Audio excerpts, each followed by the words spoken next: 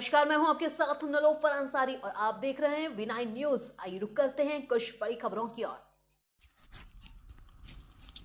अयोध्या के कमला नेहरू भवन पर सपा और कांग्रेस के नेताओं व कार्यकर्ताओं की बैठक हुई। वहीं ईडी गठबंधन के फैजाबाद लोकसभा से प्रत्याशी अवधेश प्रसाद के समर्थन में बैठक हुई। एनडीए को हराने के लिए रणनीति बनाई गई। इस बैठक के बाद कांग्रेस के पूर्व प्रदेश अध्यक्ष डॉक्टर निर्मल खत्री ने कहा कि गठबंधन के प्रत्याशी अवधेश प्रसाद किसी परिचय के मोहताज नहीं है।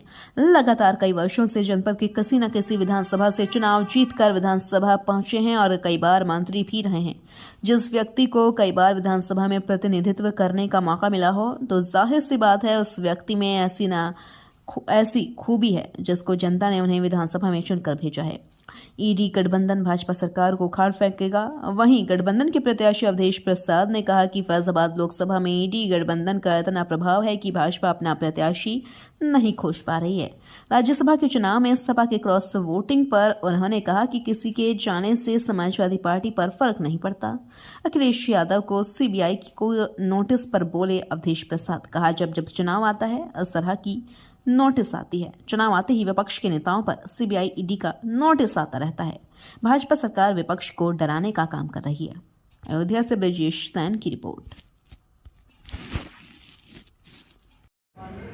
माननीय अवधेश प्रसाद जी के किसी परिचय के मोहताज नहीं है।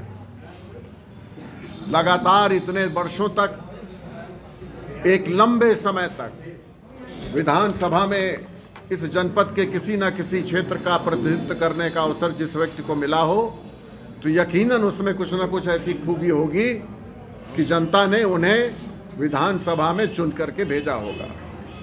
और निश्चित रूप से एक सामान्य परिवार में जन्मे व्यक्ति और जन सामान्य के बीच रह करके राजनीति करने वाले व्यक्ति के रूप में हम लोगों को जो प्रत्याशी मिला है उससे हम लोग सब लोग इस बात का प्रसन्नता का बोध कर रहे हैं कि हम अपने ही बीच के एक साथी को, एक सहयोगी को, एक नेता को अपने लोकसभा भेजने की तैयारी में लग गए हैं। निश्चित रूप से पड़ेगा। मोदी सरकार को ये गठबंधन उखाड़ फेंकेगा। फर्क इतना पड़ गया है कि वो कैंडिडेट नहीं ढूंढ पा रहे हैं कि पीडीए के इस इंडिया पार्टी के जो प्रत्याशी अवधेश प्रसाद उतारे गए हैं इनके मुकाबले किसको लड़ाया जाए, ये बड़े असमंजस में है। इसी से आप अंदाजा लगाएं। हमारे पर कोई समाजवादी पार्टी पर किसी के जाने का कोई असर नहीं पड़ेगा, कोई असर नहीं पड़ेगा। जब जब चुनाव होता है, 19 में चुनाव हुआ तो इस तरह नोटिस आई थी।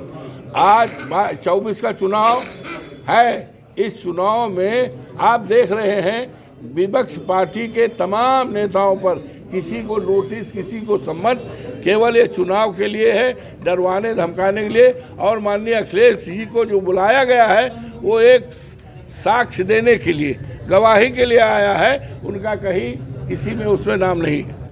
फिलहाल के लिए इस खबर में इतना ही। देश और दुनिया की तमाम बड़ी खबरों को देखने के लिए देखते रहिए V9 न्यूज। और हाँ, हमारी वीडियोस को लाइक करना व चैनल को सब्सक्राइब करना ना भूलें। नमस्कार।